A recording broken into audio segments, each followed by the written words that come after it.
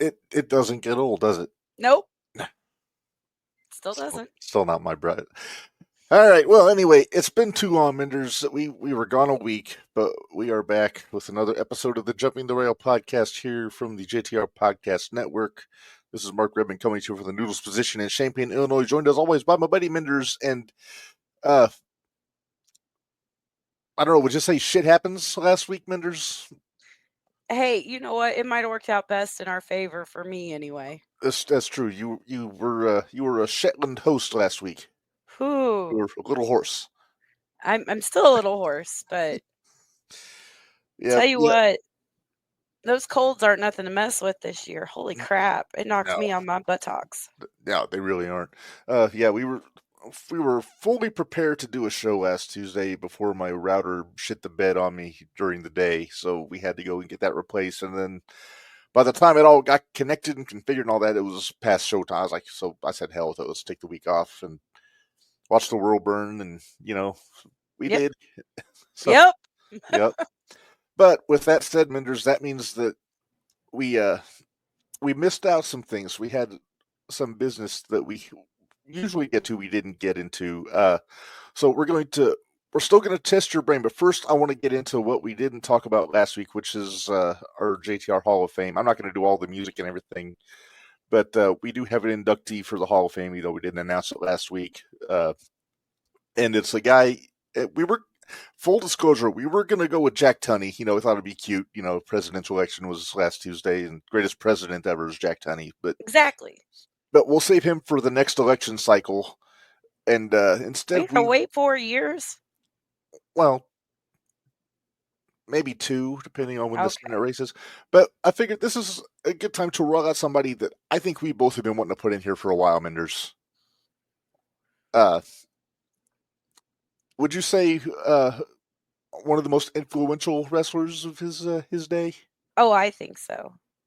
I mean, very, very highly thought of during his runs, and he was gone way too soon. Mm-hmm. But if you haven't guessed yet, our Hall of Fame inductee is the late great Bruiser Brody, Frank Goodish, whatever you want to call him, Red River Jack. He had a few names, but yeah, I mean the influence not just on monsters like Monster Heels, but I mean shit, Jimmy Jacobs was the barbaric berserker in his early career, where he would wear furry boots and huss around and all that good business.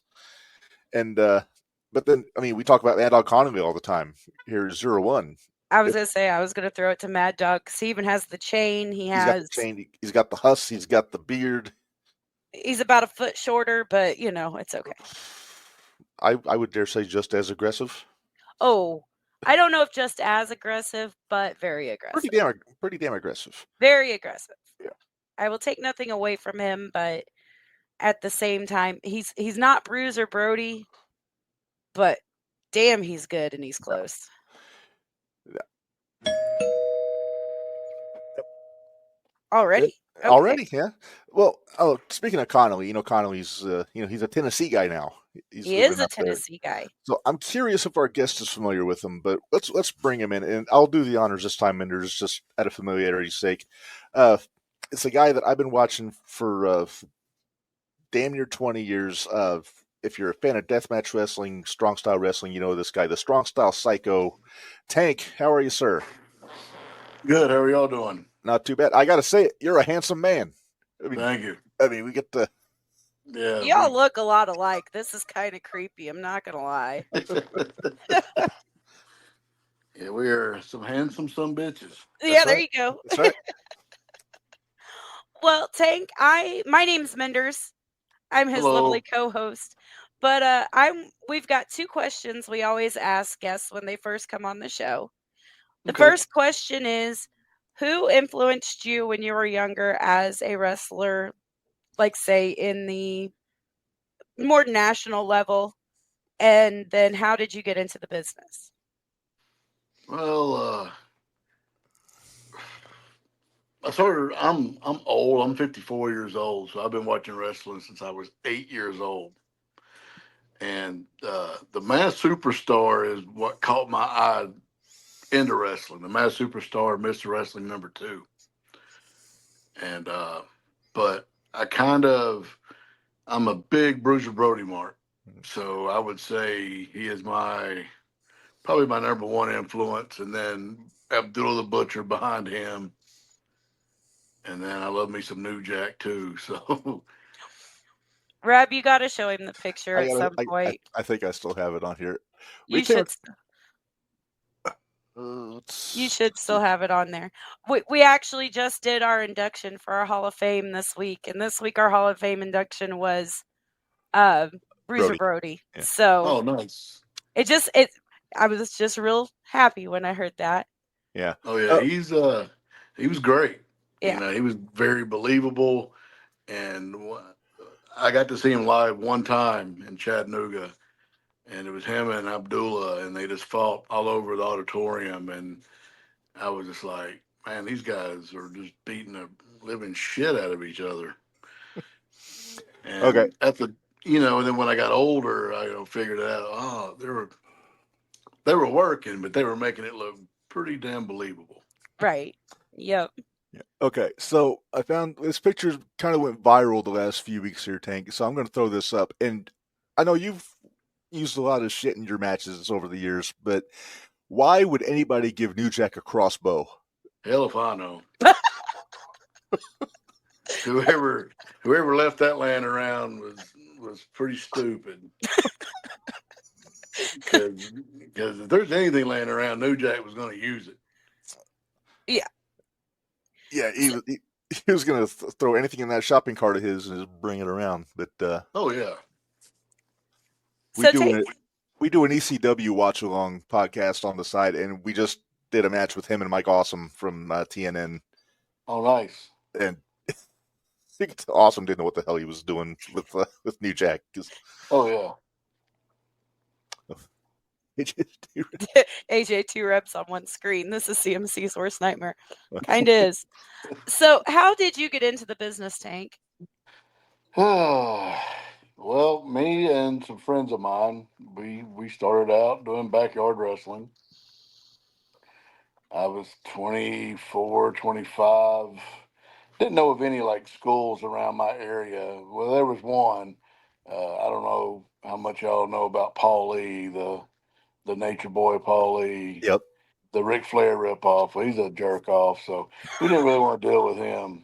So we'd go in the backyard, and like we weren't doing like hardcore deathmatch stuff. We were actually trying to teach ourselves how to wrestle with arm bars and doing spots and headlocks and just your normal basic wrestling. And then there was a guy named Chet Blaylock. He had a karate studio in Chattanooga, and he had a ring in the back of his parking lot. So we just stopped by and asked him if we could go in there and play around. And he's like, yeah, just don't get hurt. So then we just started putting on little shows for our friends in this ring. I had like 4 or 5 different gimmicks. We would just having a good time with this local guy named Richie Dye, he used to do jobs for like Goulas and NWA, and he's done stuff for WWF in the 80s. He drove by and saw us, and he stopped, and he was like, y'all aren't half bad. And then he invited us to one of his like training classes at TWA, which was in Rossville, Georgia, which is like right across the Tennessee-Georgia line. And he beat our asses for about 6 weeks, and then I had my first match. I wrestled the same guy. I was telling some of the kids in the locker room the other night at a show, I wrestled the same guy for like 6 months, every weekend for 6 months, till we kind of learned it. Then they teamed us up, and then his name was Alex Payne. They teamed us up.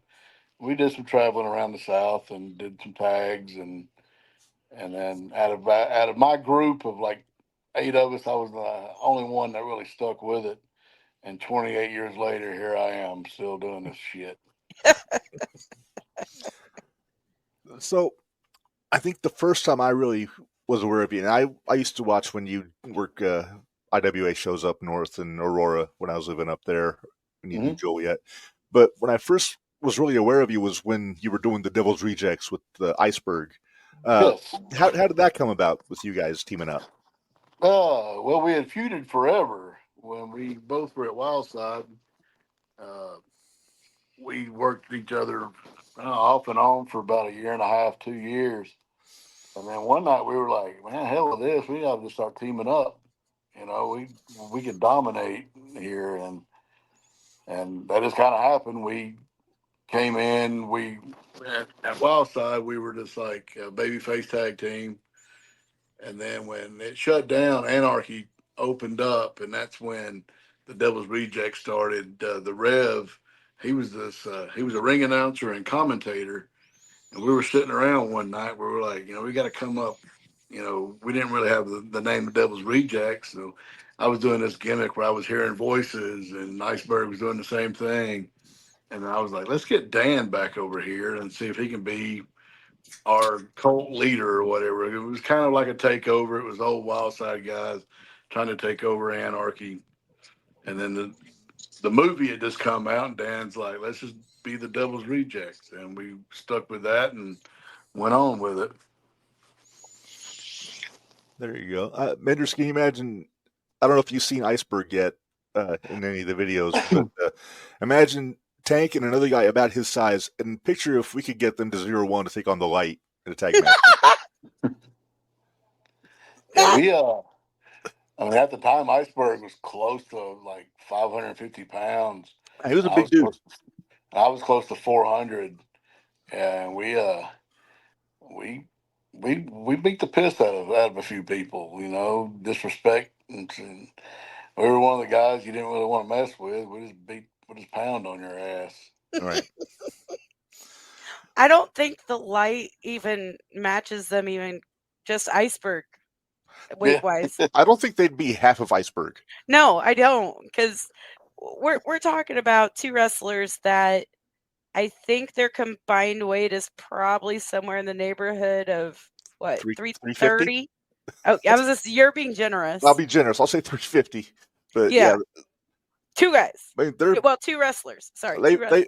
They bump like hell, but yeah, it's there'd be a big size difference there. Oh yeah. I'm 331 right now, so yeah, I'm probably bigger than both of them put together. It's all right. Oh, there's Kenny. Yep. Speaking of. Yeah.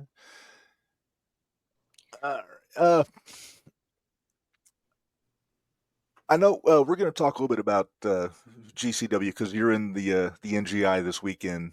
Yes. And I was looking at they announced the matches, like the tournament matches, not too long ago, and I'm just going to throw this up real quick.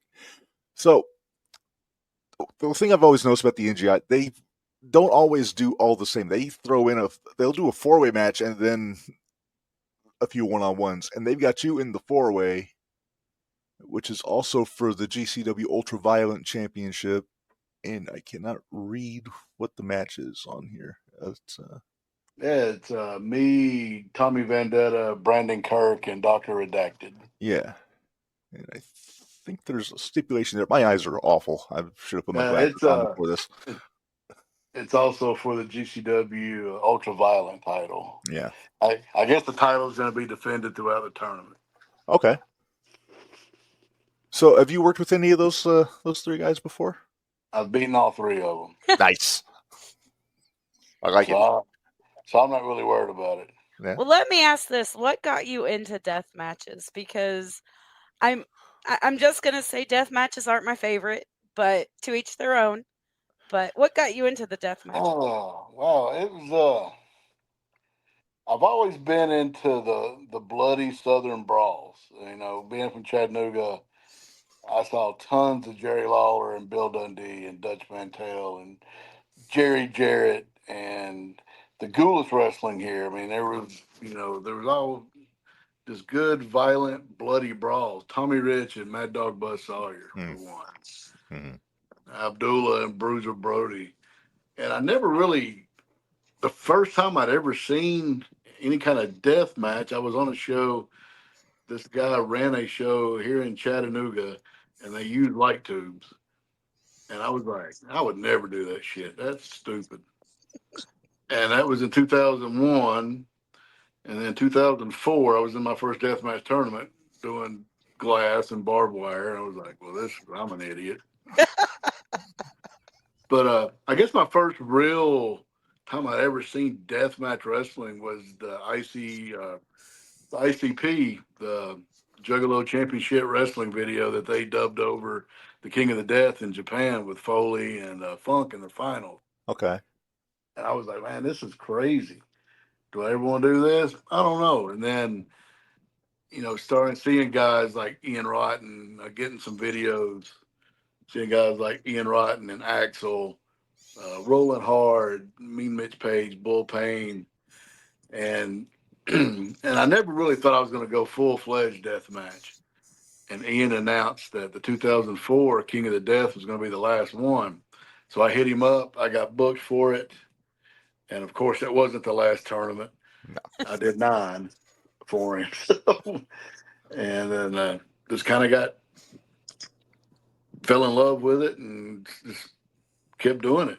And then I got away from it for a few years. And then when I retired in 2017 or, whatever.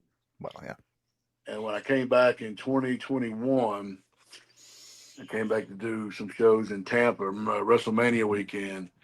And somebody no-showed for Danny at ICW.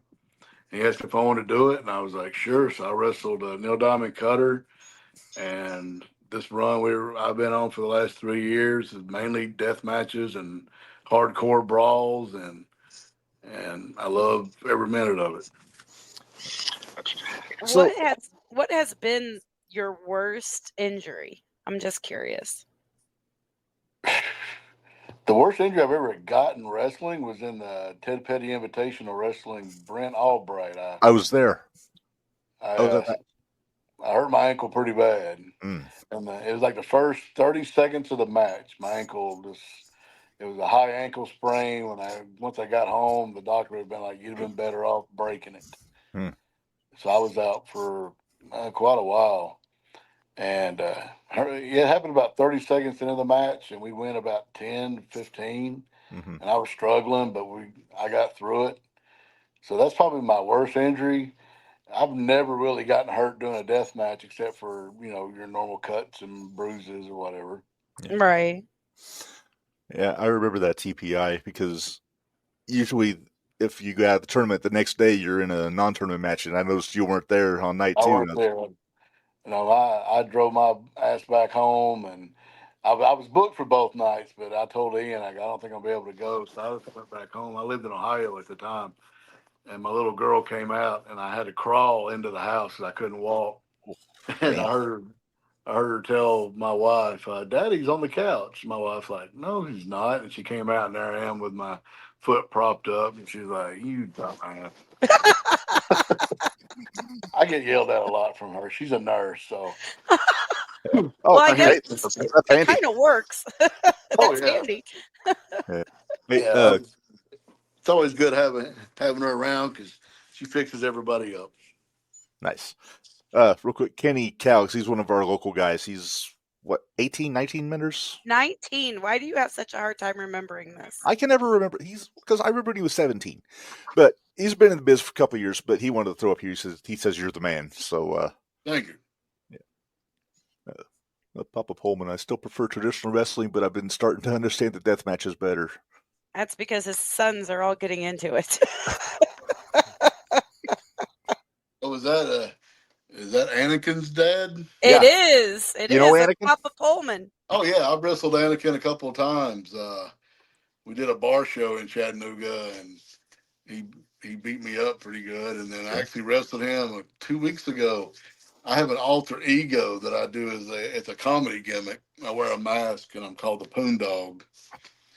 And just for shits and giggles, and I love every minute of it because I don't have to really do anything. It's a cross between Jimmy Valiant, Bugsy McGraw, and George Animal Steel. Nice, nice. It's just a total comedy gimmick. Yeah. If he knows Anakin, I'm sure he knows Conley. We were talking about Mad Dog Conley earlier. Yeah, I've wrestled him a couple of times. We said he reminds us a lot of Bruiser. Yeah, he's one of the best matches I've seen live at Mania weekend this past year. He wrestled. I can't remember his name. I call him Little Schlack because he looks like the Mexican version of Schlack in a dog collar match. And dude, these guys beat the piss out of each other. And I was like, I never want to do a dog collar match with Conley because he'll just beat me up. Nope. Yeah, that's kind of his bread and butter, those dog collar matches, because he's the top guy in our local indie fed out here, 0-1, and so he's had more than a few of those around here with some of their guys.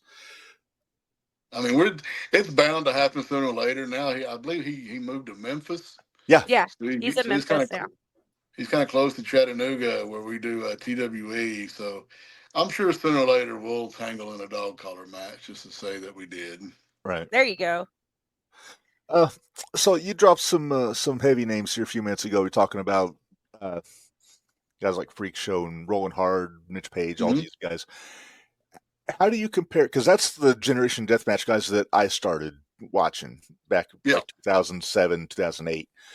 And how would you like compare the guys now to like the guys back in the mid 2000s that were like, most of them were bigger guys if you think about it, because like, I mean, Roland was a big dude. Mitch Page was big, but then you take guys today like like the guys you're getting in the ring with on Saturday. Then you got your Alex Cologne's, RSPs, guys like that, Anakin Murphy. Like, where do you think they stack up with the guys that were around 20 years ago or so? I think the guys now they're better athletes than we were. I think we're a little. I think my generation we're a little crazier. You know, I wouldn't not really tougher, but just a little bit meaner, maybe. Okay. I talked to I was talking to somebody. It's been a couple of weeks ago, and I was talking about in my generation of death matches. You know, we were shit on for doing it. You know, we were kind of the outcast and degenerates. Now it's the cool thing to be a deathmatch wrestler. You know, even your non deathmatch guys want to at least do one, and then once they do one, then they're hooked. They're like, yeah, this shit's pretty awesome. You know, and but I would take my generation over this generation as far as storytelling and making shit make sense.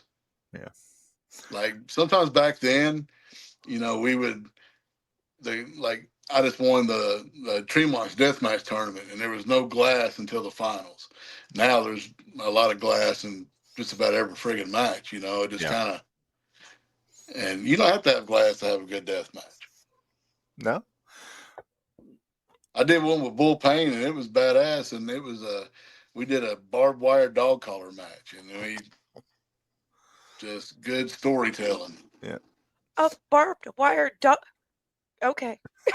Well, I'm trying to wrap my head around that. Sorry. It ended up being a real cluster because the dog collar, we had barbed wire wrapped around the chain, and it got stiff as a board, and we couldn't do nothing with it. So me and Bull, we're tangled up, and Bull goes, "I'm taking this goddamn collar off," and I was like, "If you're taking yours off, I'm taking mine off." Well, Minderz, I don't know how familiar you are with Bull Payne. He is, I'll say, he's the scariest bastard I ever saw at a wrestling show. Oh, dude. I mean, we were tight and we were friends, and he still scared me to death. I got a funny story. We're doing a war games in somewhere in Indiana. Hell, I forgot where it was. It was the big two ring, 3-team big deal. And the first match was Tyler Black, which is Seth Rollins, Josh Abercrombie, and Merrick Brave. And Tyler got his nose busted. He had like a trickle. It wasn't shit. He comes to the back. Bull Payne goes, "What the fuck are you doing?" He's like, "What?" He goes, "You got color in the first goddamn match. What do you think we're supposed to do in the main event?"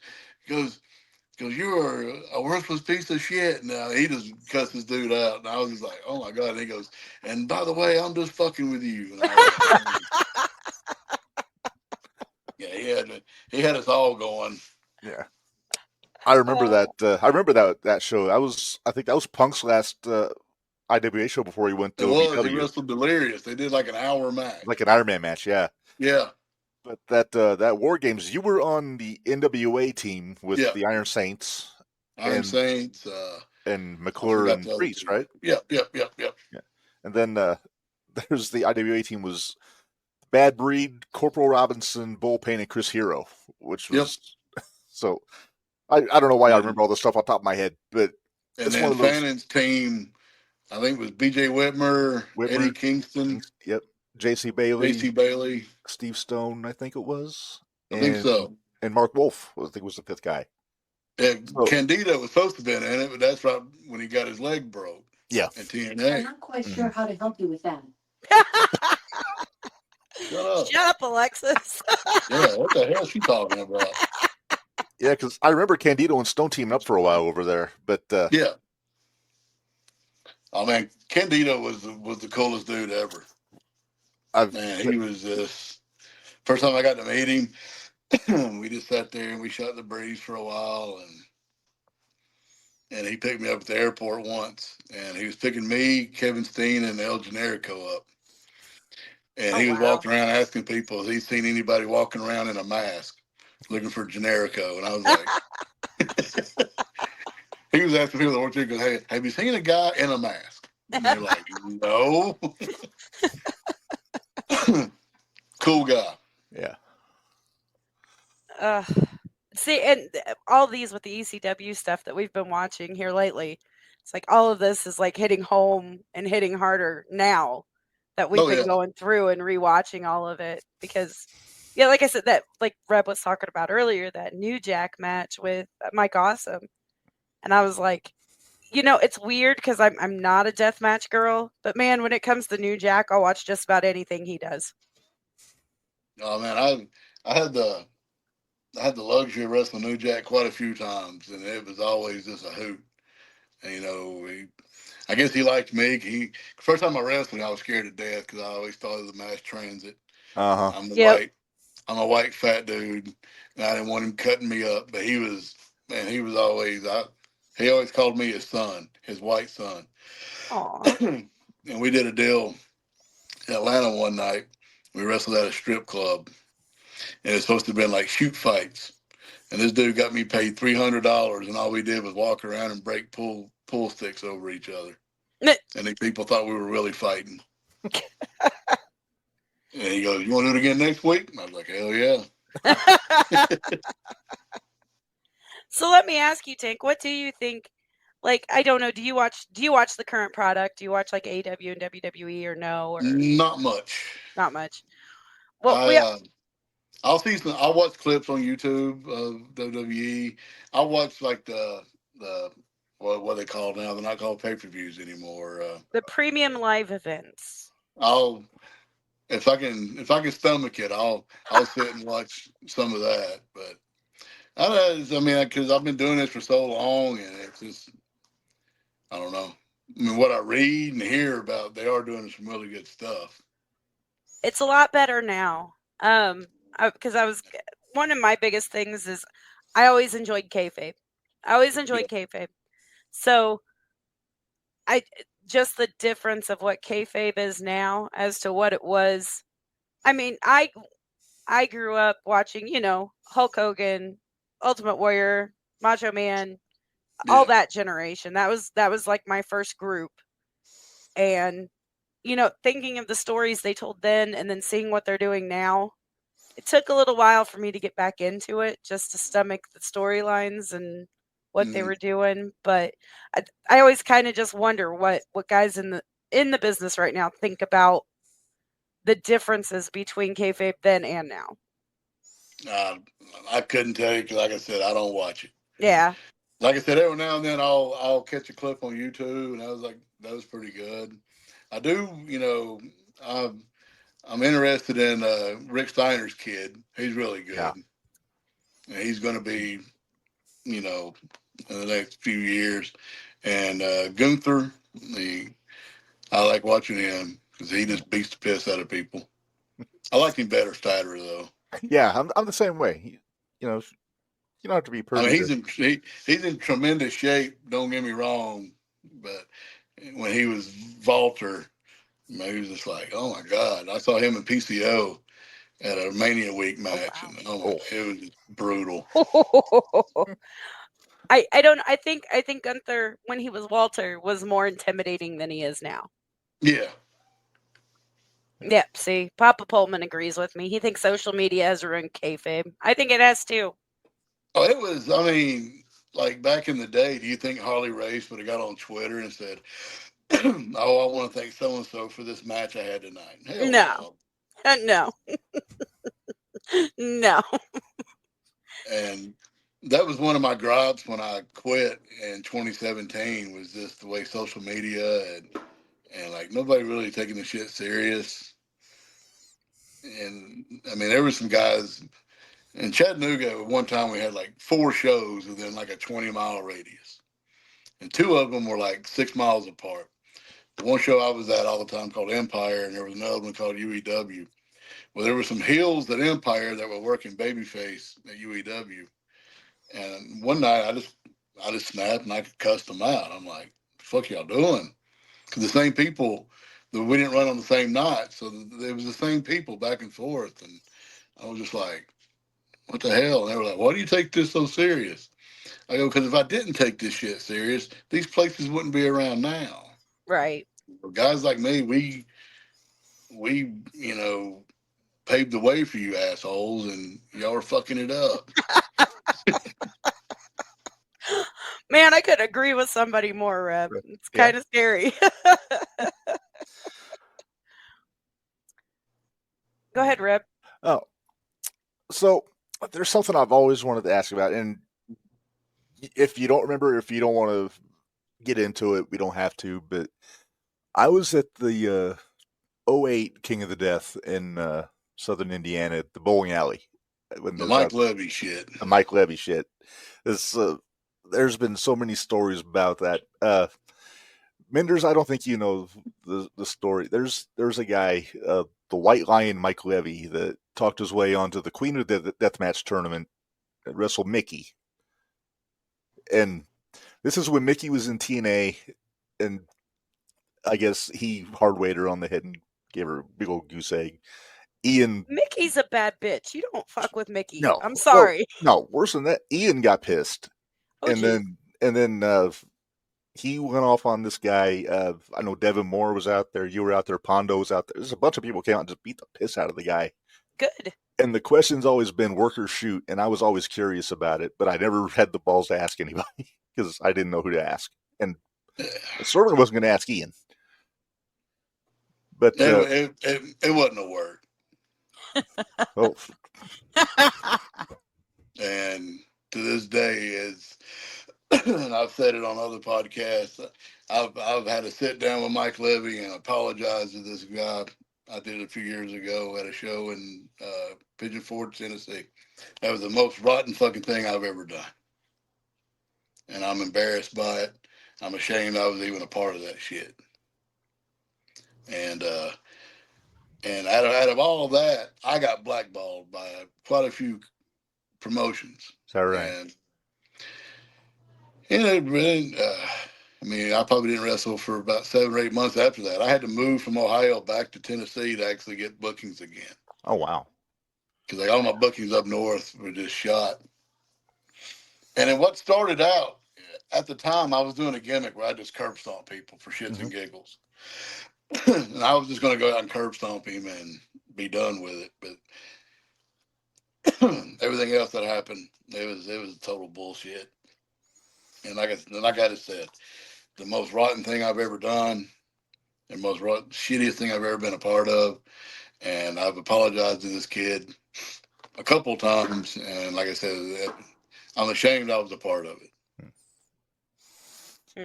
Yeah, I remember IWA got a lot of heat for that in the press after that. And I think that's we should have all went to fucking jail. We should have all went to jail for that shit. Yeah, I didn't even know if Mike Levy was still wrestling or not, because that's the only time I ever seen him on a show. But it always just kind of stuck in the back of my head. I was always curious. So Man. I think it started out like, okay, we're just gonna mess around with this dude, and then they just beat the piss out of him, and it was just ridiculous. Yeah. That's like a kind of a sore subject I don't like to talk about, but yeah. Topic I change. just did, Let's go, and Reb. Yeah, I'm sorry about that. Oh no, man! It's all good. It was like I said, it was terrible, and we should have went to jail for that shit. All week long, I was like, "Do I bring it up? Should I? Shouldn't I?" I was like, I didn't know. So I was like, Ian always said, "Oh, it was planned. It was a work." No, it wasn't. So, Tank, who has been your favorite person that you've been in the ring with? Oh man, ever or like on this run I'm on now? There's been quite a few. However many you want to mention. Oh man, I've got to wrestle like I said, New Jack, Ricky Morton, Bobby Eaton, the Barbarian, the guys I watched growing up. I always thought that was just so cool. And Dusty Rhodes, I got to take the bionic elbow from Dusty Rhodes. And I'm so jealous. And on this run, I've had some of my best matches with Tony Deppen. You know who he is? I do, yeah. Tony Deppen's awesome. The Bev, Bobby Beverly, he's a deathmatch guy. He's more than that though. He's a good fucking wrestler. John Wayne Murdoch, I've had a couple of kick-ass matches with him. Yeah. I got to do a lot of cool shit in this last 3 years that I've been back. I don't know how much longer I'll be able to do it because I'm getting older and this shit's starting to hurt even more. Yeah. Well, man, I'd love to see you pop up in Illinois or Indiana sometime, whether it's hybrid. I know Anakin is talking about me wrestling his dad at his show sometime next year. Oh my gosh, Papa Pullman. He wants me to do Poon Dog. So I was like, I'm all about it. Reb, we're going. If it happens, I'm there. We gotta We're see there. if Anakin needs to book this executioner too. Then, if he's booking Poon Dog. Yeah, I agree.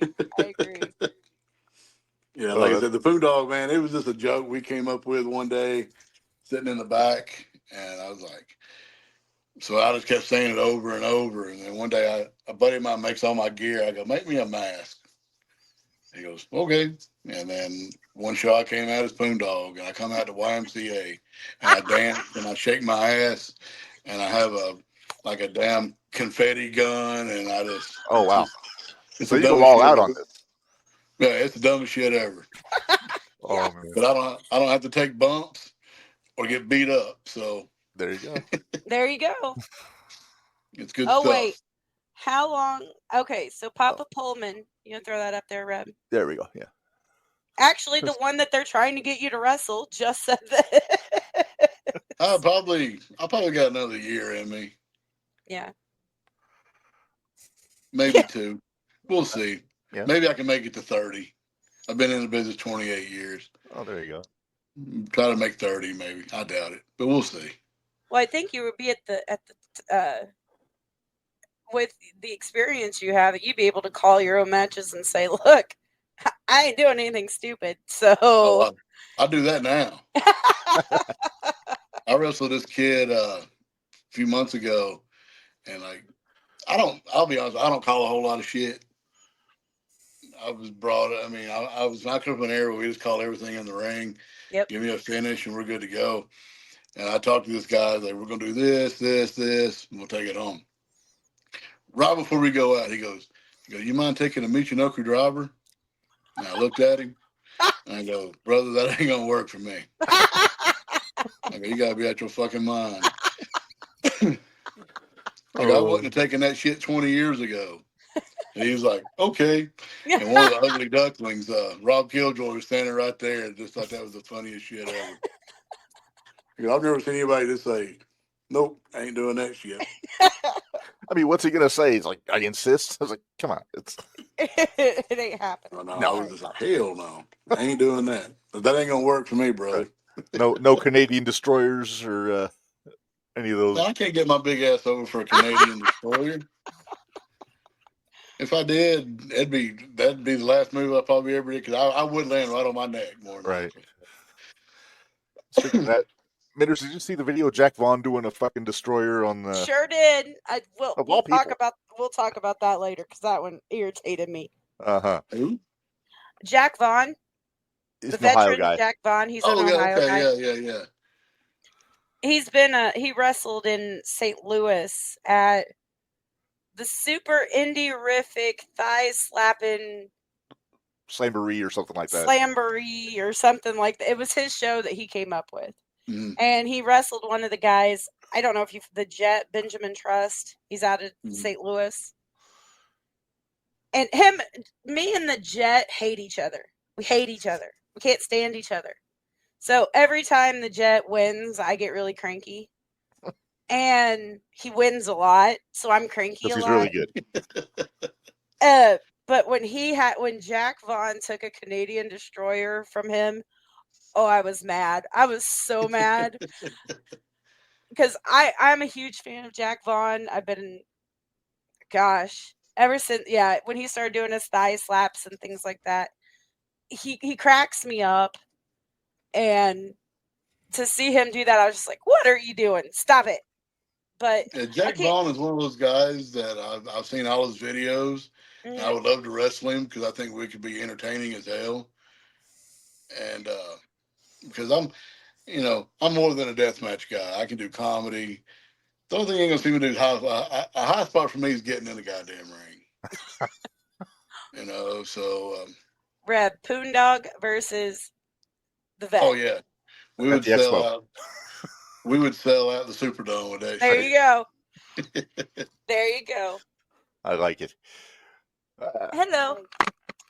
Uh-oh. Hey, sorry, that's okay. I had to get my hug. Oh, that's fine. Well, that's my mama. She actually just came from from the Chattanooga area. So. Oh, cool. So she was down there visiting. So she just got home. Okay. Well, Minderz, I think we may have kept our guest for longer than I think we planned to. Tank, we really appreciate making the time to hang out with us, and we're going to do this again because I think there's, I think we just scratched the surface. But oh yeah, man, anytime. I mean, sorry I chimed in a little early. I know no, you're good. 7:30, and I was messing with the app, and next thing I know, you're like, "Oh, here's this dumb son bitch. He's on here right now." Like, oh shit, my bad. Early is never a bad thing with us, so it's all good. Where are you? I know you got the NGI coming up this weekend. What else do you have coming up that you want to throw out there? We're in TWE like twice a month here in Chattanooga. I got booked for a show in West Virginia like next March, so I'm already taking bookings into next year. And I'm going to be at GCW this weekend. GCW in Atlanta, December 7th. That was one of my goals when I came back, was to do some GCW shows. They're out of the indies, they're the top dogs right now. Yeah. Mm-hmm. And I don't know if you guys watched I will tell you this: the Poondog was actually born in the clusterfuck in Philadelphia this past year. When I don't know if y'all saw it, where CPA, I had his shirt on and his hat on and his tie wrapped around my head, and I danced the Spider Nate Webb song for 10 minutes. That's where Poondog was born. Gotcha. I'll tell you, if you're working ECW, I'm just going to throw this out in the universe. I want to see you and Sam Stackhouse at some point. That'd be fun.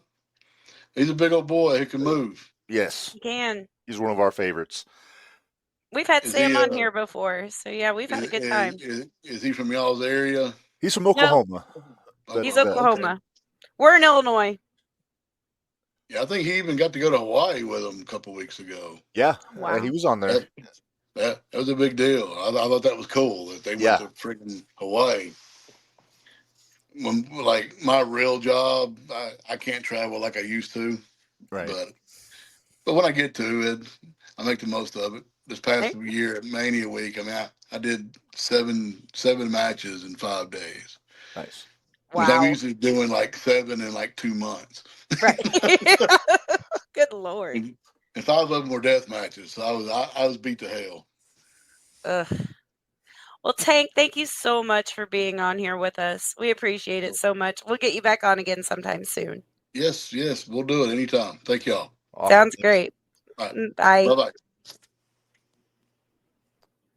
Reb, I like him. Yeah, I thought you would. I like him. And I have to chuckle at the whole comment in the. Now I can talk about the other comment in the chat. Oh, AJ. Yeah. All right. Are we going to test my memory now, or what are we doing? Let's test your brain here, Minderz. Just because, like I said, it kind of threw off our schedule a little bit, but I am not complaining because that was an awesome I'm not chat. either, because it's kind of nice to mix it up every once in a while. Yeah, exactly. All right, so yeah, let's test your brain here, Minderz. So let's go to.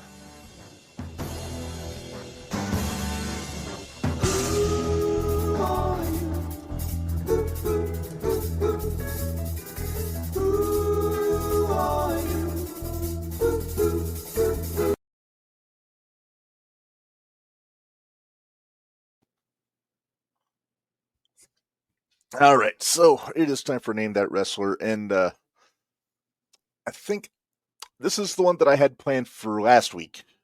Okay. Now, unlike our Hoots and Judy's, we're only doing 1 week's worth of this. We're not Thank doing. you. I was scared. I'm not going to lie. I was like, crap. Am I going to have to figure out 2 this week? All right, so here we go. It is a color photo. Okay. It is a very youthful photo, and it is of a current star. Current star? Yeah. Okay. Is that Dominic? That is not Dominic. Okay.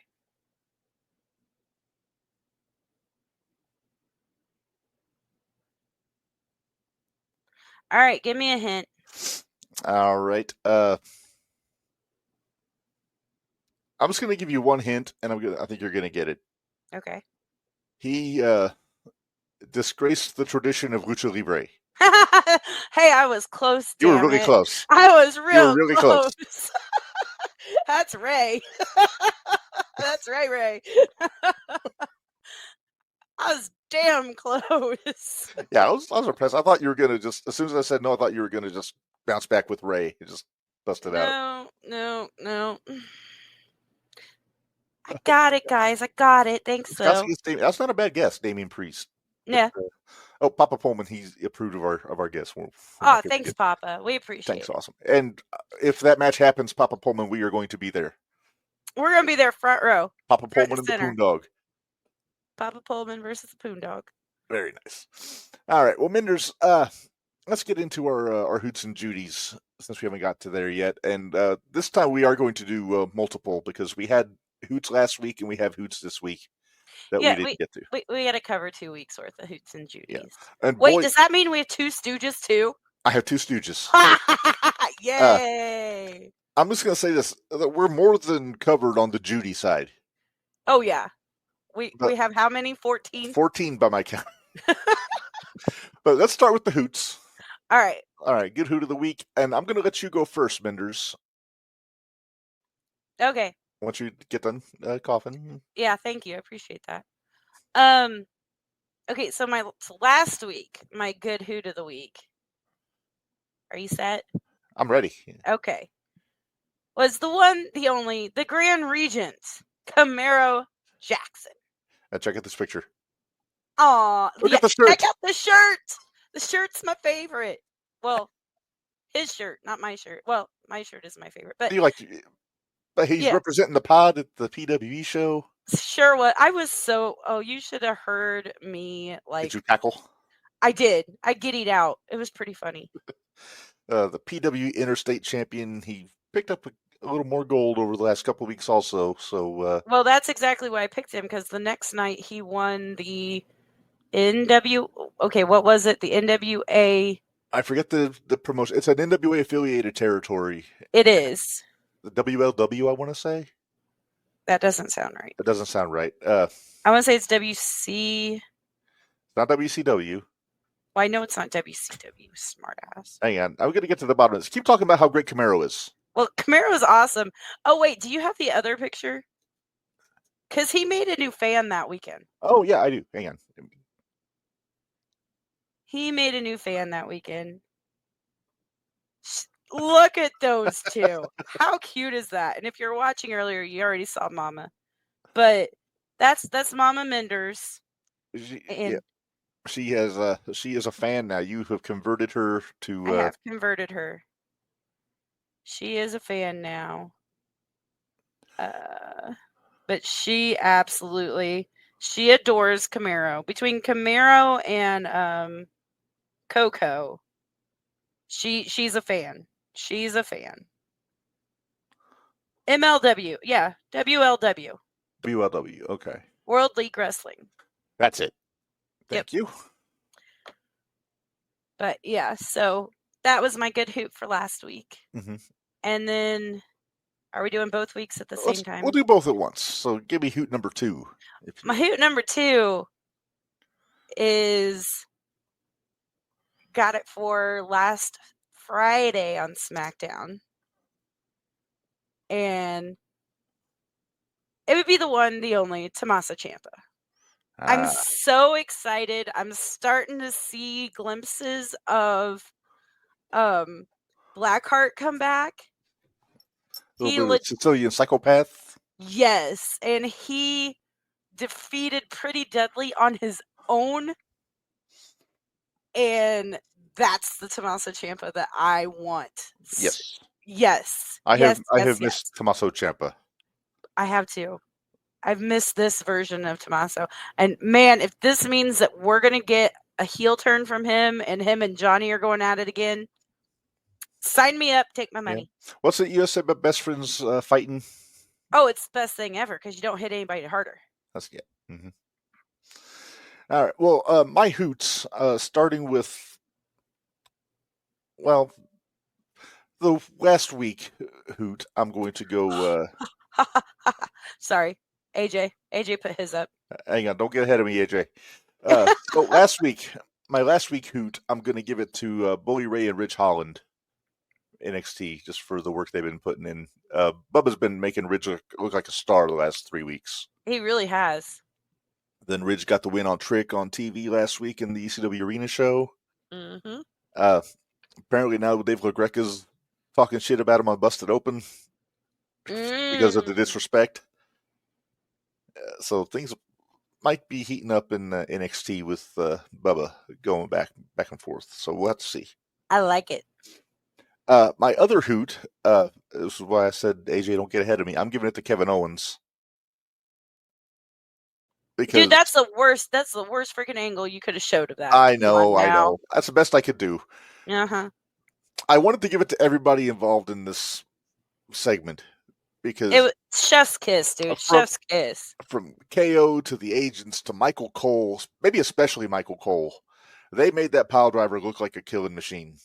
They did. And I love the thing you sent. It was like a side by side of them putting over that pile driver on SmackDown, like side by side with Orange Cassidy and Pentagon trading Canadian destroyers for like 3 minutes without selling anything. Without selling a damn thing. Idiots. And it's like, how can you take that seriously? No. How can you take the? But the beauty of it is, Minderz, because Michael Cole went out of the way to say that there's a reason that move is banned. Yes. Now we can actually get a honest to goodness, no holds barred match at WrestleMania between Owens and KO. Which I'm calling it now. I think that's between Owens and KO. That's what you just said. Owens and Norton. That's what I meant. I'm excited about the pile driver. That's my favorite finish of all time, and they finally made it seem like it's important. They used the Owen voice, Barry said. I'll tell you what, and I love this Kevin Owens. This is probably my favorite Kevin Owens. I love his doesn't give a shit about nothing. Mm-hmm. He's just there to beat your ass. But this time he has a grudge. Yeah. It used to be he just beat your ass for money or just for the sake of beating somebody's ass. But or now a belt. He feels like he's got a gripe. Or for a belt. Or a belt. Yeah. He was a prize fighter after all. Well, that's what happened whenever he turned on Sammy in NXT. So. Yeah. I'm here for it. Yep, I agree. Oh, Minderz, let's get into our Judies. Here we go. Good Judy of the week. And again, I will give you the honors. I'll let you go first. Well, we can't exactly go to our favorite anymore. No. She's kind of out for a while, so I don't By, have a fallback Judy. by her own face, I guess. I guess. I mean, But anyway. But speedy recovery to Rhea Ripley, by the way. Broken orbital bone is nothing to sneeze at. Yeah, we'll talk about that a little bit Yeah. later. But so I'm actually going to give my good Judy for the first week to Raquel. She didn't mess up at Crown Jewel. No. And come in too soon or make it a crappy finish or anything like that. She was there. She did what she was supposed to do. I'm going to give her good Judy of the week. I'm okay with it. I have one gripe about Raquel. What's that? She smiles too much. Yes, she does. She's a heel. She's a heater. She needs to be not smiling. Wait, what? What's AJ talking about? I don't know what AJ's talking about. Private message, AJ. Mm-hmm. All right. Please and thank you. Judy 2, Minderz. Well, Judy 2 is actually co-Judies. Because my co-Judies are going to be Jada Parker and Lola Vice. Because, first of all, they surprised me by kicking off NXT last week on Wednesday. Mm-hmm. And it made me nervous. Because you never know what's going to happen with the ratings. And then the ratings came out. And I couldn't have been more excited. They actually gained viewers because of that match. And NXT started out at 665,000. And they jumped up to 674,000 because of that match. Yeah.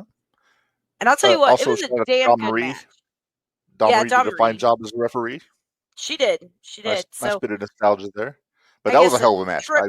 Triple Judy then. How's that? Triple Judy's. Oh, you're going to include Dawn on the Judy hood? I'll include Dawn Marie in on it, yeah. Okay.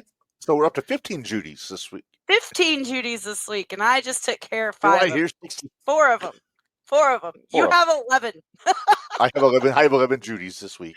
You have 11 Judys this week. I too went to the ECW Arena show from NXT, but I'm giving it to the main event, which is the 10-woman tag. All 10 of these gals did a fantastic job, I thought. Everybody knew their spots. I loved seeing both Jordan and Zarya just clean house on everyone at various points. Fun. But yeah, Cora, Jade, and Roxy, I like them. I really like them as a team. Mm-hmm. They got really good chemistry. Fatal Influence is growing on me. I've always been a Fallon Henley fan, but the other two are growing on me now. And then, of course, you got the new girls here. You got Jordan, you got Zarya, Julia, Stephanie, and then Kalani, who the ex-North American champion, and everybody did their job so well in this match. And they kept the crowd. I think they even went up, didn't they, on the numbers? Hold on, I got it. Hold on. For the final, let's see. I was almost they went over 700, didn't they? No, they just went back up to 625. Okay.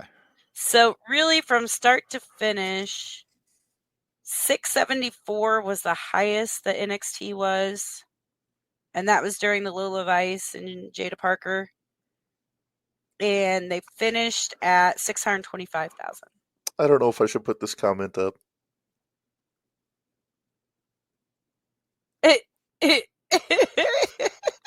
Go ahead. Everybody knows it's true. Come on now. Yeah. AJ says, Mike and Judy goes to the entire women's roster for making it out of Saudi Arabia alive and not sold to some Saudi prince as a concubine. Good on you keeping safe, ladies. Yep. Hey. It's crazy when you watch. It's so funny to see the difference of especially what Jade wore. Mm-hmm. before she went to Saudi Arabia, what she wore in Saudi Arabia, and then what she wore when they came back from Saudi Arabia. Yeah. Because We're it's wearing like wetsuits. bikini, wetsuit, bikini. My other Judy, and again, as I'll be honest, I had to kind of scrape for my Judy hood for after last night because Raw didn't really do a whole lot for me. But Me either. so I'm going to give it to the gal who won the Battle Royal to win the #1 contendership for Liv Morgan because they got to have somebody when Rhea's not around. And AJ, yes, I did read the message, and I'm not saying anything because I do not want to give out spoilers. But Yeah, I don't either. But I'm going to give it to Io Sky. And I was so confused by Io because she had the 6-lady tag with Dakota Kai. Good to see her back, by the way. And Kairi Sane against Zoe and Shayna and Sonya. But then she came out to help Bianca, Jade, and Naomi by herself. I'm so confused with what they're doing. Are they teasing a Survivor Series match for the pay-per-view 4-on-4? I think so. I think they're going to go 5-on-5 because I think it's going to be Raquel, Liv, Nia, Naomi, Tiffany, and Candice. Okay, so do they? So you got Jade, Bianca, Io, Naomi, and probably Bayley. Okay. I mean, that's where I would go. No, that makes sense. I don't think they're bringing Kairi just because, like you said, she didn't come out. Yeah, that's what confused me because usually Damage Control's coming out as a unit, but it was just Io this time. See, and Io's got the issue with Liv though, right? Which makes sense. Yeah, and Bayley's got the issue with Nia. Mm-hmm. So, and so is Naomi. Yeah. But I could see it being Bayley as the 5th.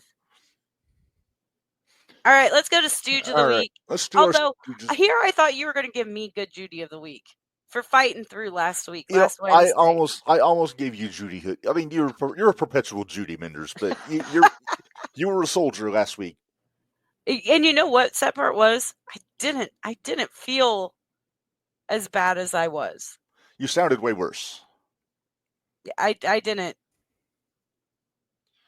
I don't know. But 103 temperature might do that to you. You never know. I get off the podcast. I'm like, hey guys, is this a bad thing? Ooh, Barry thinks we're getting a women's War Games match. Not a Survivor Series match. Well, yeah, I mean it's going to be a War Games match. I was hoping for a Survivor Series elimination match because I miss those. I do too, but that ain't going to happen. It's all War Games now for Survivor Series.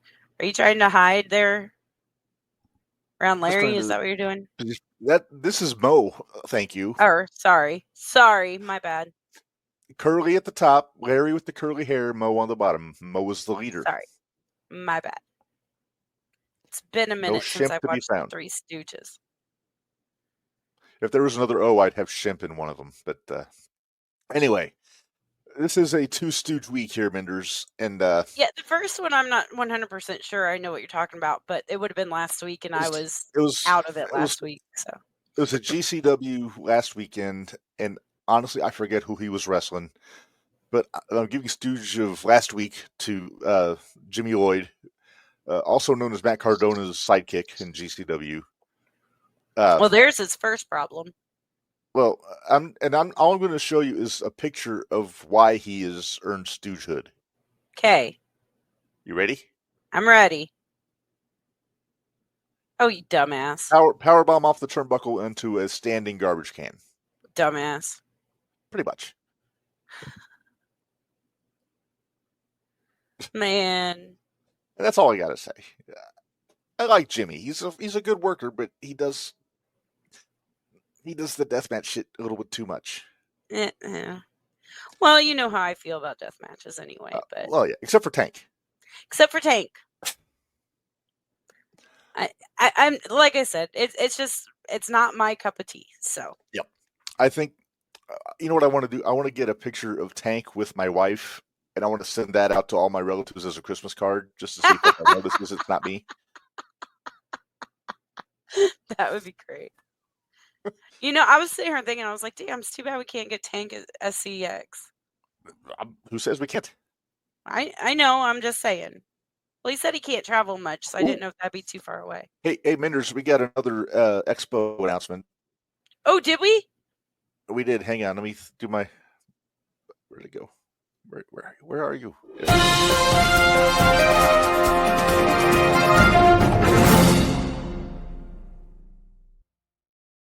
All right. So, as reported by my wife, she has announced that.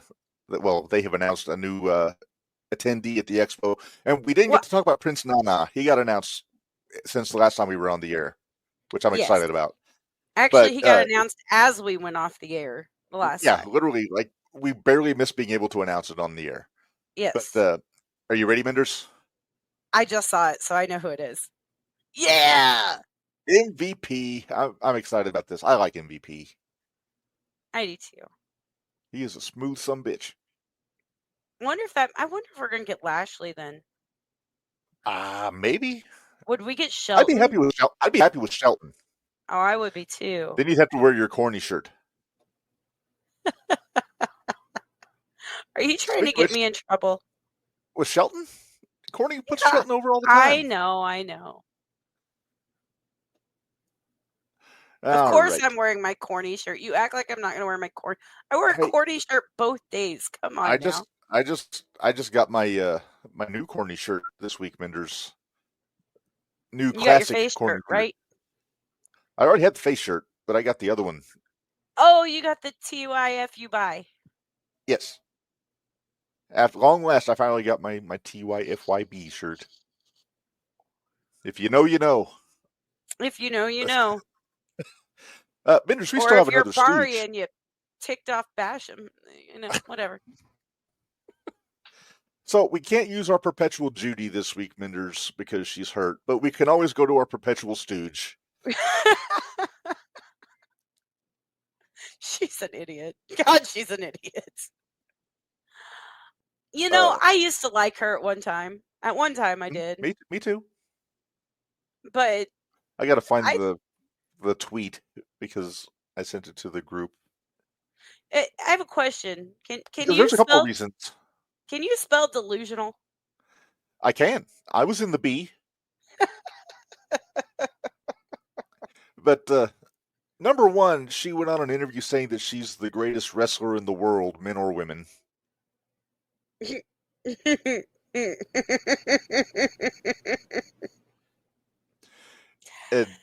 Oh, buddy. Yeah, I'm trying to track down this picture that I sent to the group like 3 days ago. Good luck with that one. Because she made are we going to call it a gaffe on social media? Because I don't know. I'm hoping she didn't realize what she had typed, but I think she did. That's very possible. Okay, we're getting past Barry watching the 1990 Survivor Series. There we go. Wait, no? Oh, that's the other. Hang on. That'll be applied also. This is riveting stuff here. This is. Hold on. I might get there before you do, and I can resend it to you. But there it is. I found it. Hold on. Hang on. We need music for this.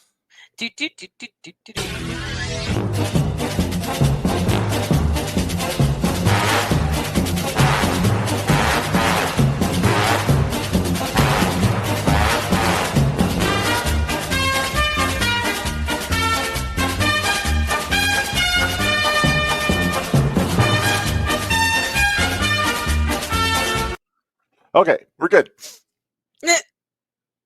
That is what you were looking for, wasn't it? No, I had found that one. I was looking for the other one. Oh, sorry. So the first one, the one that we already kind of alluded to.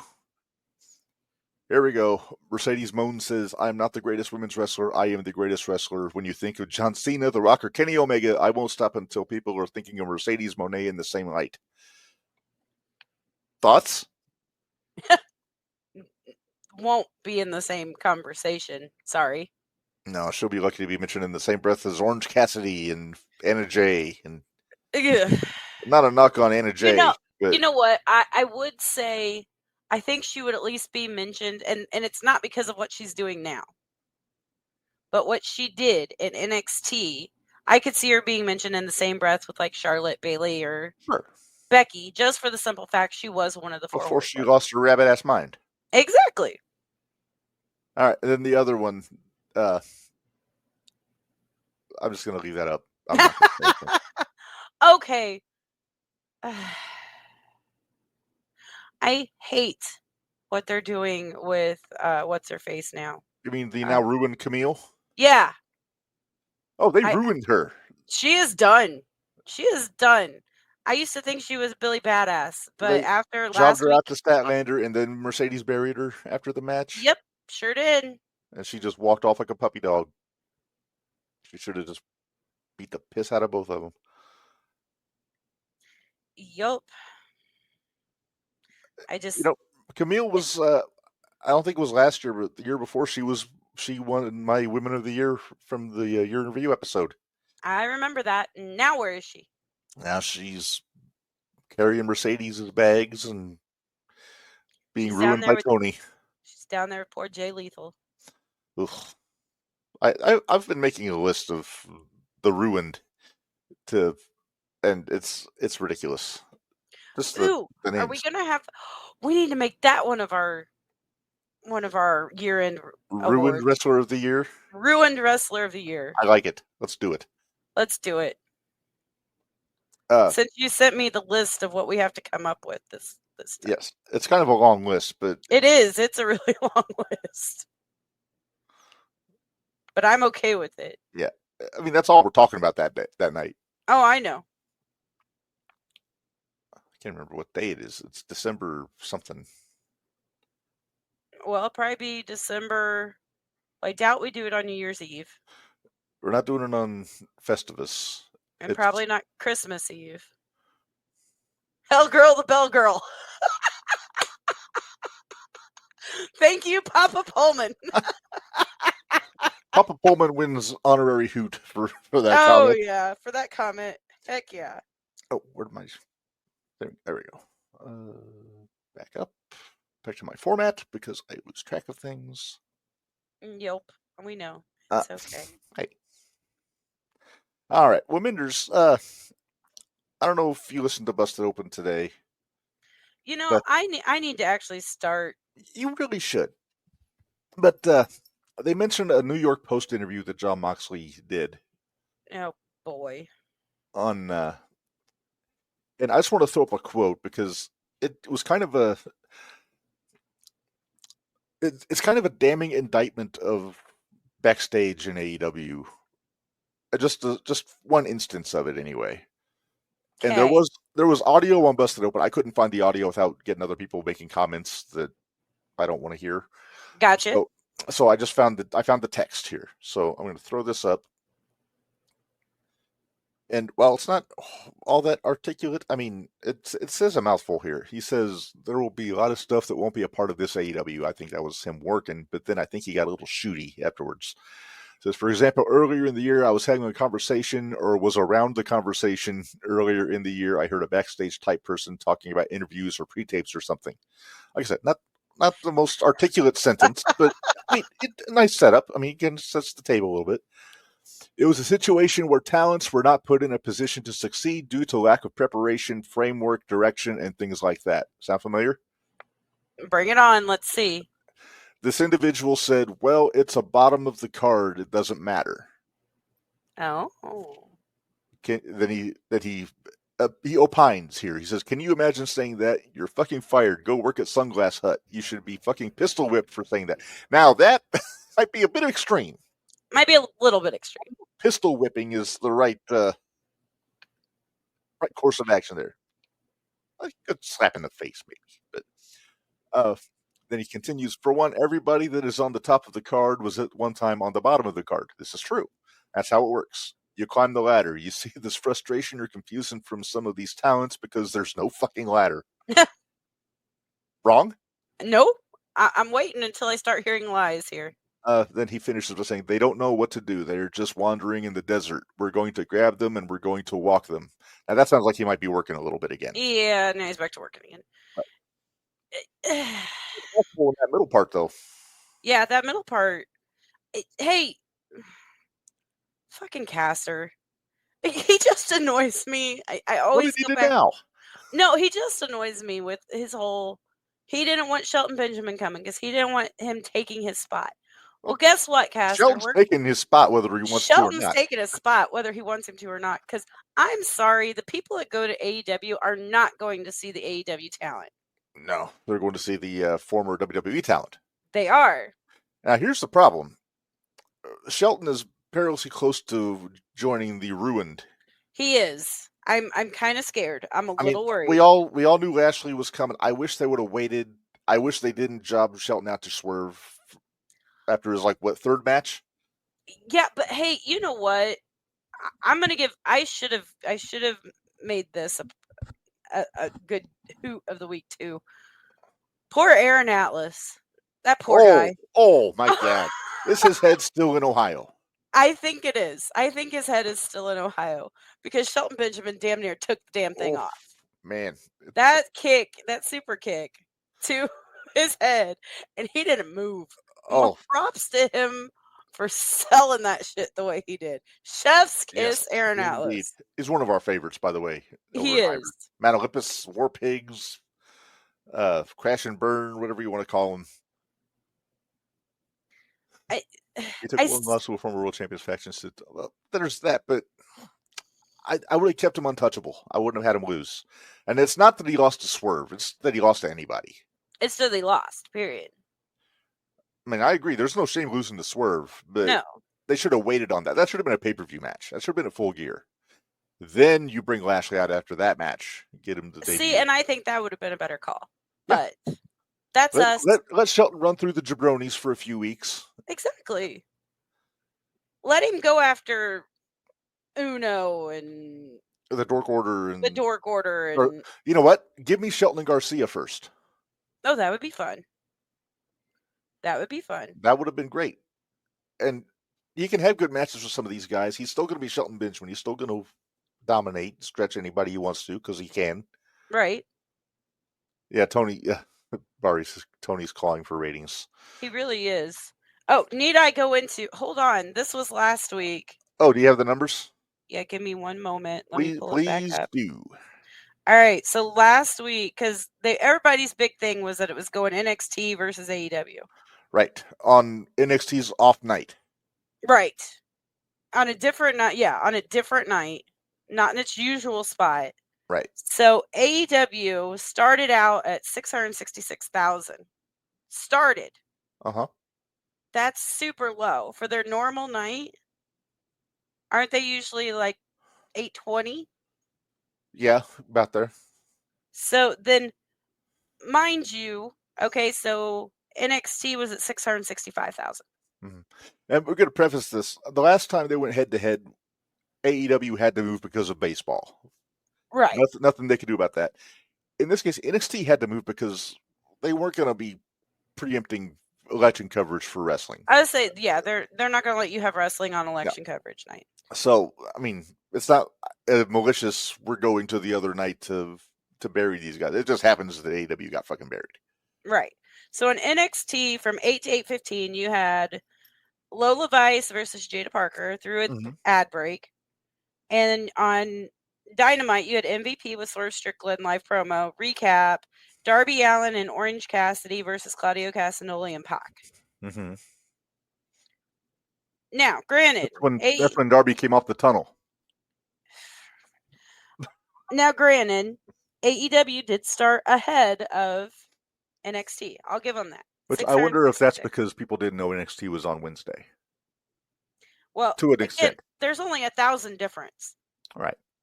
So then, during the Lola Vice Jada Parker match, they actually went up 9,000. NXT did to 674,000. Okay.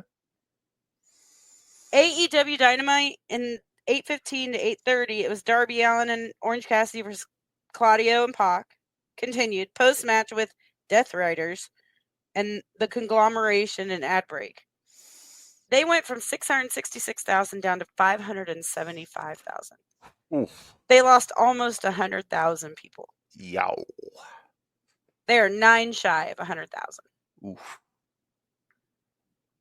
Then you went to NXT, went down to 653,000, and that was with Okay. Wesley versus Javon Evans. Mm-hmm. With the Van Dam run in. With Van Dam, Ava, Robert Stone, Eddie Thorpe backstage angle. Okay. And then you had Ricochet, MVP, Bobby Lashley, Shelton Benjamin backstage angle, the learning tree. Hi, guys. Hi, guys. Versus the conglomeration through picture-in-picture ads. Oh, was that the fight without honor? Yes. Don't get me started on that. So, granted, NXT dropped. They did drop down to 653,000. But AEW went from 575,000 to 516,000. Oof. So there they lost another 60,000. Real quick, I want to make a point. We're not announcing these numbers in a gloating fashion because we're enjoying this. No. We don't want AEW to fail. We want AEW to bring some sort of... The best part about the Monday Night Wars was that there were 2 companies that were legit going after one another. It's not even that they're going after one, since they were both putting out good product. Yeah. We just want good product. That's all we want. Right. We want AEW to stay in business. We want AEW to learn. We want Tony Khan to get his head out of his ass and book a decent product. Good luck with that. It's not the talent. We said it's that. not the talent. It is not the talent. Mostly. It's what the talent allows Tony to let them do. In all honesty. I remind us of our Stooge of the Week. Exactly. I'm sorry. Continue. I just had to get that disclaimer out of the way real quick. So then we had the ad break. This is NXT had Ava, Robert Stone, Stevie Turner, Rhino live angle. Oh, that was awesome, by the way. That was great. Julia, Stephanie Vicure, Kalani Jordan, Zarya, and Jordan Grace backstage angle ad break. With Rhea. With Rhea. And there they did lose about 50,000 down to 596. Okay. AEW had the Learning Tree versus the Conglomeration continuation ad break, Jon Moxley backstage promo, Malachi Black versus Adam Cole. Bye. And they went from 516,000 up to 535,000. Hey, so they did gain some. Then top of the hour, 9 to 9:15, you have Bubba Ray Dudley and Trick Williams versus Ethan Page and Ridge Holland, which was a damn good match. Marvelous. I mean, shout out to Bubba for getting these young guys over. Yeah. NXT went from 596 down to 588. Okay. On AEW, you had Malachi Black versus Adam Cole, through picture-in-picture ads and post-match. And that they dropped back down to 511,000. After that, NXT had, this is 9:15 to 9:30, post-match with Devon Dudley. I was so excited to see Devon come out. That was great. And I love the glasses that Bubba gave Booker. And then they brought the more glasses out for Trick. So that was awesome. Oh, yes, man.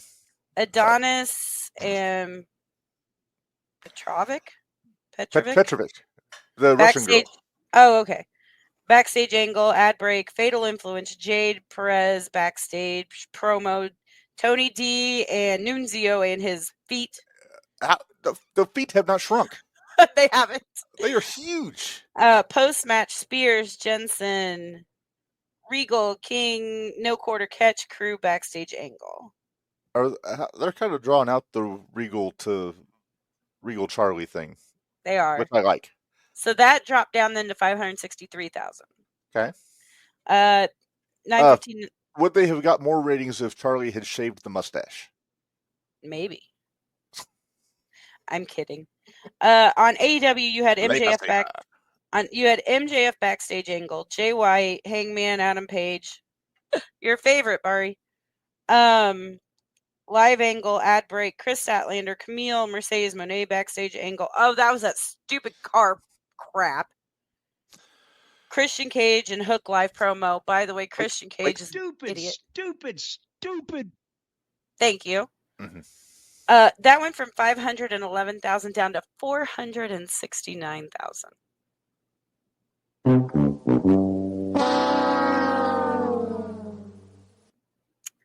NXT 9:30 hour. You had Nikita Lyons promo, Ava, Axiom, Nathan Frazier angle. I'm waiting for Axiom and Nathan Frazier to split because that's going to be hilarious. And I'm Frazier excited. turns heel, right? He better. He has to. He has to. Then that went back up from 563,000 to 590,000. So we're going back up. And then you had on AEW, you had the Patriarchy, Hook, live angle, Don Callis, backstage angle, Penelope Ford versus Jamie Hayter, ad break. Dummy, yeah. Yeah. Dummy, yeah. Yeah. Dummy, yeah. Yeah. Now, in their defense, they went back up to 498,000. What do you say? Up to 400,000? That's not good. But I mean, where were they at? They were at 469. Ooh. Oh, just wait, it gets better. So then you had 590,000 on NXT. Now we're at the 9:45 to 10 o'clock. Now remember, AEW has a run over because they always do. Of course. NXT did not have a run over. No, because they're on network and they know how to time their shows. Exactly. And so you had the 10-person tag with Julia, Jordan Grace, Kalani Jordan, Stephanie Vaquer, and Zarya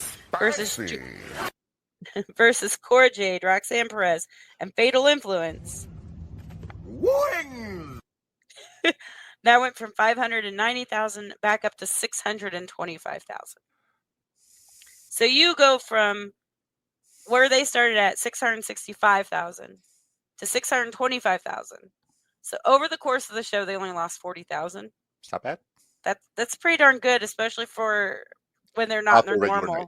Yeah, not the regular night. So then you have AEW, which had the Continental Classic video. Oh, they're doing that again. This is when Powerhouse came back. Which I love that he's back, but they couldn't pick a better way to bring him back. Yeah, well, you know. Powerhouse and Ricochet, because that was his surprise partner. Yeah, he had a mystery partner. I remember hearing about that. Yeah, because Dijak was hoping to get picked for it, but yeah. Then Takeshita and Kyle Fletcher. I love Kyle Fletcher's new look. I like the new attitude. Yeah. I'm kind of here for it. But they went from 498,000 down to 455,000.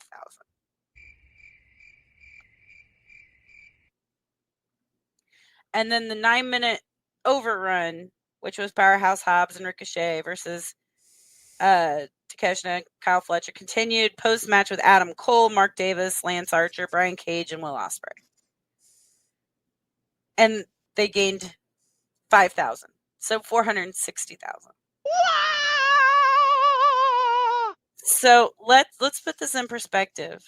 They started out at 666,000. Mm-hmm. At their lowest point, which was the 9 o'clock. No, wait, which was the overrun. Nope, it wasn't the overrun. It was the 9:45 to 10 o'clock. So you started out at 666,000, and they dropped to 455,000.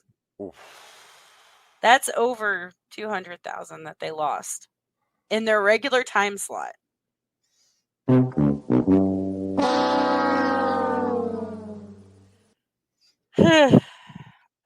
I don't know what to say. To paraphrase the name of a 90s R&B group, Tony. Right. Right. But yeah, I wish. And is it just the booking, or is it the fact that he has no control over what they're doing? I feel like he has no control. I think it's a glorious combination of all of it. I don't know. Tony better get his shit straight, or else we're going to be out of wrestling company. I don't think we'll be out of it because Daddy still has money. True, but so he's not going to have viewers. That's for sure. I don't. Well, you know what Oh, though? he'll have his diehards. He'll have his He'll always 400,000 regulars. But he'll always have. I think they'll always have anywhere. I think it'll always be at least 600,000 to start, and at the lowest, I think they'll still maybe be at 400,000. that's not a lofty goal, though. They But can do better. Two, on my opinion, CW isn't exactly a well-known network. I mean, No. it's there, but it's not well-known. And when you figure they're on TBS, TNT, what are they on? TBS on Dynamite. Okay, so they're on TBS. TBS is one. That's one of the big ones. It's a superstation. Just it like is any commercial from the 80s. Exactly. Can I vent a little bit, Minderz? Go for it. I just did. So going back to this fight without honor thing. Why? Okay. I'm not even talking about the match itself. So I'm a Ring of Honor fan from like 2004, and back in the we'll call it the glory days of Ring of Honor. A fight without honor was a big deal. That was the way to settle a grudge, like a blood feud, as they would do this fight without honor maybe once a year. It was never on television. It was always on. Well, it was when they would do house shows on DVD, and they would do it once a year. Then they would do it on pay-per-views, usually at Final Battle, which is the last pay-per-view of the year. Now Tony's just throwing them out on TV, not even on Ring of Honor TV. It doesn't work. It's just him having a street fight for the sake of having a street fight. But if that's the case, just call it a fucking street fight. Don't call it a fight without honor. That's something you got to save to keep it special for Ring of Honor, especially if they're going to have their own TV deal coming up. Well, I think playing devil's advocate here, I think Mark Briscoe had a lot to do with that. Maybe he called it that. But did Tony ask him to? See, that's what I can't answer that. Because I mean, some of the ones I remember was like you'd have Low-Key and Samoa Joe back in 2003. You had Steen and Generico in 2010 probably had the best one. Any number of guys. Punk had one or two, I think, with Jimmy Rave maybe. But it was always. Didn't Jay have a couple? I think he had one with Cole. Yeah. Yeah. AJ, I'm sorry you have problems with the CW app. I don't have any problems with it, so I don't know why you have problems with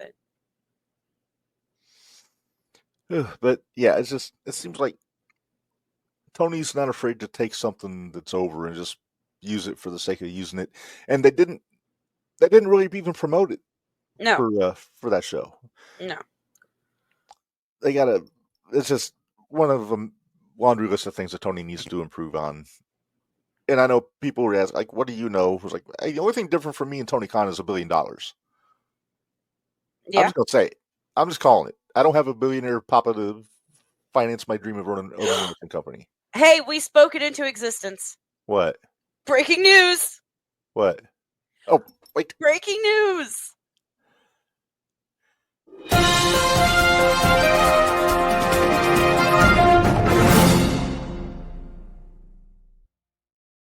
We spoke it into existence. Shelton Benjamin at Squared Circle Expo. Nice. Very nice. Makes me wonder if we are going to get Lashley. We might. He's at AEW. Yeah. They have a good working They do deal with those guys. They're not going to be working Rampage or Collision. Right. I'm going to see if I can speak something else into existence, Minderz. I want Briscoe.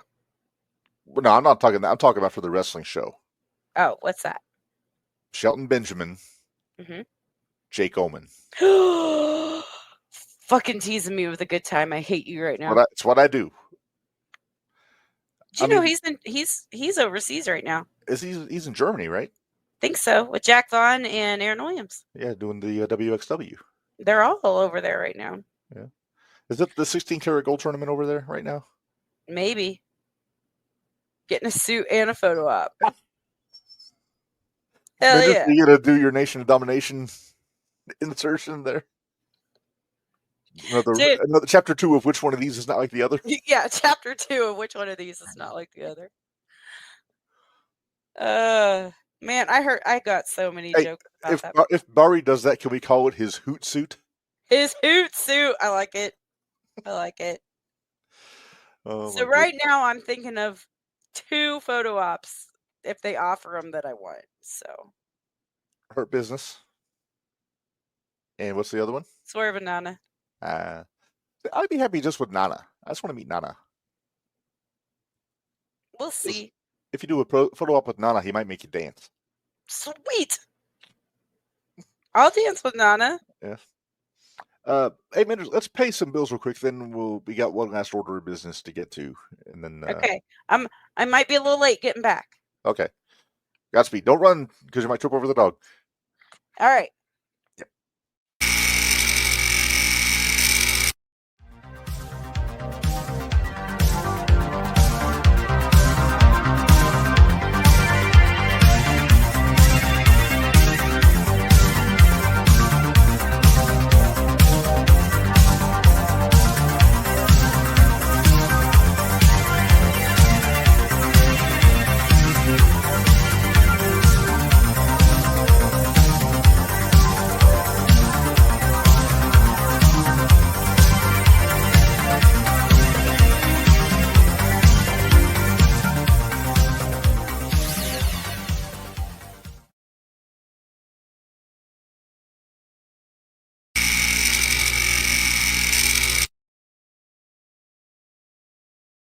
Hey, you made it.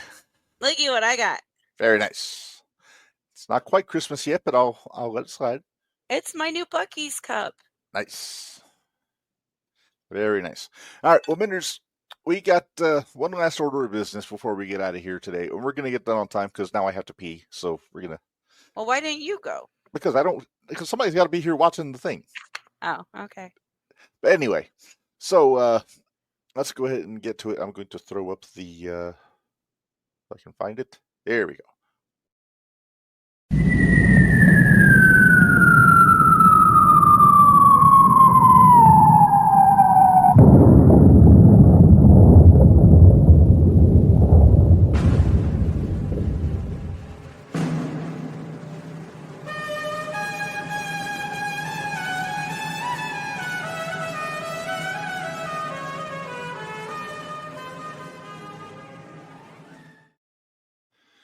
All right, Top 10 Tuesday. It's that time of the month again, Minderz. And I think I picked a topic for this one because we were talking about Kevin Owens and WWE's marvelous job putting over the pile driver. Mm-hmm. So our top 10 is our top 10 greatest pile drivers, I guess you would call it. Greatest pile drivers? I'm not talking about like one specific pile driver. I'm talking about 10 best guys to deliver a pile driver. Gotcha. And I have a caveat. I have not included The Undertaker or Kane or Just Incredible because I'm not allowing the Tombstone. I'm going traditional facing out pile driver. All right. All right. With that caveat established, let's get to number 10. A current guy, Eric Young. EY? He's one of the guys that really brought it back into existence about 10 years ago when he turned heel in TNA and gave Bobby Roode a pile driver. And then that became his finish. And now Bobby Roode's out because of neck injury. but not because of Eric Young's pile driver, though. I know. Eric Young didn't get a lot to do for just how good he is. He's really damn good. I miss him so much. Yes. I loved him in Sanity. He's hurt, him. But when he comes back, he'll be in TNA. I know, but I loved him in Sanity. Yeah, Sanity was good. All right. Number 9. People might criticize me for having him this low on the list, Minderz, but I got Mick Foley. He had kind of an unusual pile driver. Giving it to wedgie. poor Funk. It's the wedgie driver. The wedgie driver. Get the always astute Pat Patterson there in his referee's garb. But the pile driver, a big part of Foley's offense, no matter what gimmick he was using. But wasn't the prettiest. It was effective. It was very effective. It didn't need to be pretty if it worked. Neither was Foley. Exactly. No boy. Hey, Sean's giving us Give it updates. Okay. updates. That's kind of a surprise there, Minderz. Says Saul Ruka qualified who was she going against? I'm not sure, but that was for the Iron Survivor qualifier, I believe. I'm so excited about that one. I kind of really like that whole match idea. Yeah, it's an original concept.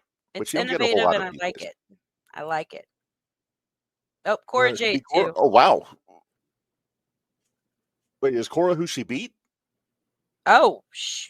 Oh. Okay, well, while we get answers, let's move on. Number 8. One of our favorites, Minderz. There he is. I mean, I know technically it's a J Driller, but it's still a pile driver. And he is facing out, so I'm allowing it. Yep. Maybe my favorite version of the pile driver is that J Driller. Even though it tears up my shoulders just watching it. Right.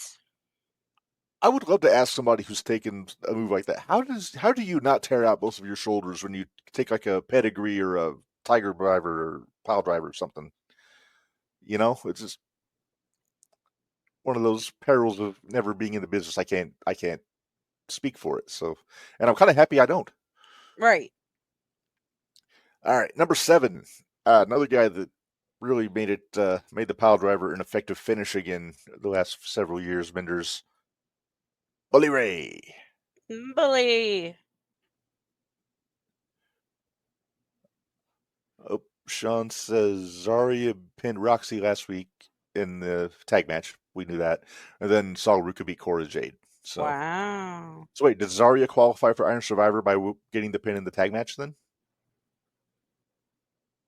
Do what now? Did Zarya qualify for Iron Survivor by pinning Roxy in the tag match? Is that what I don't know? Sean's saying? That wouldn't make any sense. Well, anyway, back to this here. Bully Ray, this match here with Sting, this picture's from, is when he gave the pile driver on the exposed boards on the ring. He basically did the entire build to this match. He was saying he was going to break Sting's neck with a pile driver. So looks like he tried to. Yeah, you don't do that on bare exposed boards if you're not trying to take somebody out. Barry, exactly, sir. Bully took Sting off the pile driver and made it mean something. Hell yeah. Sean says no, but Stephanie and Julia will have qualifying matches. Okay, I figured as much. Number 6. We saw him take it, Minderz. Now we're seeing him give it. Terry Funk. I'm glad we didn't get the whole image of Flair because I didn't want to see him holding on to the table with his hands. Right. Okay, come on, Rick. You're better than that. I mean, granted, nobody'd ever gotten pile driven through a table before, so if he maybe was a little nervous, possibly. Could have been. Funk's a little nuts at that point. But the old Texas pile driver from Terry Funk is classic. Yes. Yep. All right. Number 5. Oh, hang on. Yep. All right. Yeah, I think that was one of the first table spots. I know Harley did the headbutt onto a table against Hogan once and missed. But ooh, we have a tag match tonight happening too. Julia and Stephanie Vacour battle Lash Legend and Jakara Jackson. Oh, they were kind of teasing that at the arena show. So that's a qualifying match, or is there qualifying matches later? No, that's just a tag team. Gotcha. That's not qualifier. Sean says Jade Cargill is going to be a War Games match. How do y'all feel about that? Well, we kind of got into this earlier. We kind of saw it coming. We're just trying to figure out who the 5th person is going to be on each side. And we think we have it narrowed down to Candice LeRae and Bayley. Oh, yeah, we got Big Riz and Nikita Lyons tonight. My money's on Nikita. Javon Evans and Lexis King. Oh, and Iron Survivor Challenge qualifier. Okay. That's all we got. We only got 2 qualifiers tonight. Right. All right. Number 5. I was trying to get a good shot of when he gave Van Dam the pile driver when he bounced, but I couldn't find a decent picture, so I had to go. So you went with this. Well, if you can't pile drive your wife, then like Stacy's like, what? Yeah, Yam Yam Bigelow. Not that I would, by the way. Not that I could. I couldn't Stop! do a safe. Stop! Just stop! It's I getting haven't worse. learned how to work effectively. So it's getting worse the more you say it. Oh, move on. what? Yeah, Yam Yam Bigelow is fighting tonight, AJ. Yeah. All right, but Tommy does do a phenomenal pile driver, though, whether male or female. Number 4. Vicky Morton. Oh, the names they come up with. Oh, I know. All right, number 4. Here's a familiar name, Minderz. Scrap Daddy. So crazy to not see him in a suit. Old Scrap Iron Adam Pierce, one of the best pile drivers in the business. Pierce was a total throwback back in the day. He was an old style heel. He would only go to the top rope when he had to, and his finish was a pile driver. I mean, how do you get better than that? Right. That's the best old school. Yep, Keelani's facing Fallon in a rematch. She got her title rematch here, and then Steph and Julia had their tag match, so they won. And they won. Not a big surprise there. Nope.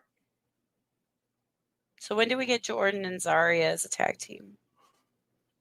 Who? What? Jordan Grace and Zarya.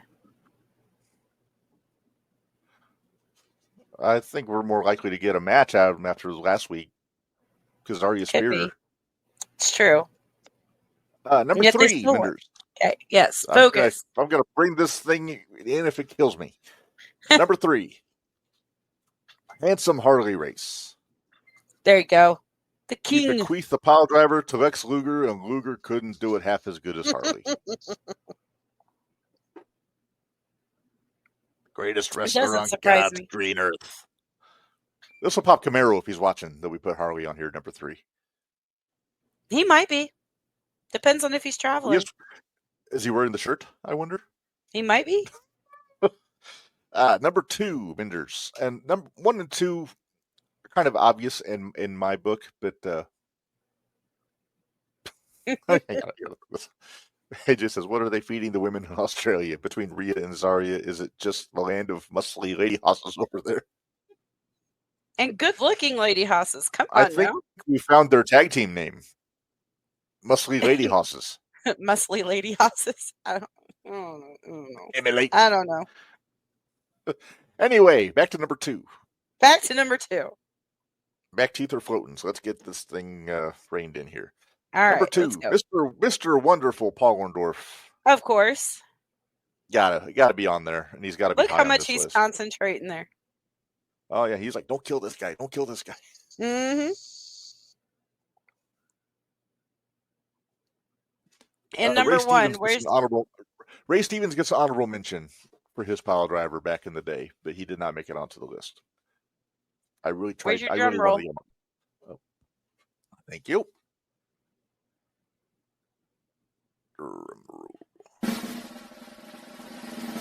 All right, our number 1. No big surprise here, Jerry the King Lawler. Yep, that's no big surprise at all. And you know what? I know you need to. Your back teeth are floating, but I guess we kind of did talk about Crown Jewel, didn't we? Yeah, we got into the germane moments. We talked about the neutering of Gunther. We talked about okay, the women's tag match. If I never see a match like that again, I'm okay. I was not impressed with that tag match. I'm sorry. It was not great. No. But yeah.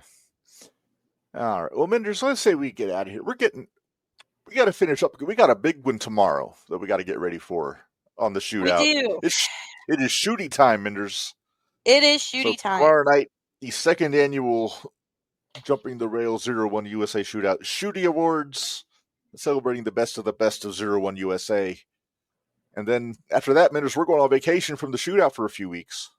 We are. We're taking a break. Yeah. Orndorff swivels the hips, though. That he does, because he is Mr. Wonderful. So yeah, join us tomorrow night. We'll get into what happened this past Thursday for a bit, and then we'll have to make our picks for Saturday for the lockdown show. But then it's all about the shooties after that. Hey, and since we won't, well, wait, hold on. Let me check dates here. Hold on a second. Uh-huh. I think we still have time. Hold on. Okay, yeah, we got time. We'll mention it next week. Okay. On this show. Yes. Okay. Don't forget, this Friday at 9 a.m., the next episode of the Extreme F and Review podcast is going to drop on Spotify and Audible and Podbean. October 22nd, 1999, I believe, is the date on that one. I mean, it's not like we taped those in advance or anything, so I can't keep track. But then I think who's our guest next week? On JTR, we have, let me consult my schedule here. Alice Crowley is going to be joining us. Hopefully. It's the makeup day for Big Al. So we're going to try. Yep. Some other names. We got a couple more we can announce on November 26th. Dalton Davis is going to be joining us. Bud Light Brawler. Yay! I'm so excited. Yes. And then on December 3rd, Riley Knox from Pro Wrestling Epic is going to join us. They got a big show coming up, and Riley's going to fill us all in on it. Yeah. And then on the 17th of December, that's our big year in review episode. And after that, we are taking a break for the rest of the year because Tuesday. We don't want to do Christmas Eve, and we don't want to do New Year's Eve, both on Tuesday. So yeah, so we're taking off 2 weeks. Yeah. Real quick, Wesley just qualified. Okay. Sweet. Good on him. And then, like I said, shootout after tomorrow. A little break from that. At some point, I swear we're going to do another episode of the Gold Rush. We just got to find the time to do it. And, although we probably will do another one of the Zero Shootout just to. We got to recap the lockdown show. We got to recap the lockdown show. Yeah. So we will do that. Maybe as a bonus episode, not like a. Right. It'll be a bonus episode. Like all we're doing, we'll talk about is that lockdown show. But yes. All right. So Minderz, let's get out of here. A big thank you to Tank for joining us. He was awesome. Did not disappoint. And also, again, handsome devil. I mean, it was CMC's worst nightmare. It was. But awesome stories. I still feel bad about bringing that shit up. I was on the fence for a week whether to bring it up or not. Hey, and I moved us on directly from that. You sure did. He didn't want to talk about it. You are a pro. So I try not to ask too many hard-hitting questions on these podcasts, but that one, I mean, just because I was there, I had to know. Yeah. So makes sense. Yeah. Let's get out of here so you can use the potty. Yes, and then I think I got some Italian beef waiting for me, so I gotta. Ooh. Indeed. All right. Well, thanks everybody for joining us. We'll see you guys again next week with Big Al. And until then, for Minderz, this is Reb. Remind y'all, life is hard, work stiff, and we'll see you guys. Thanks, guys.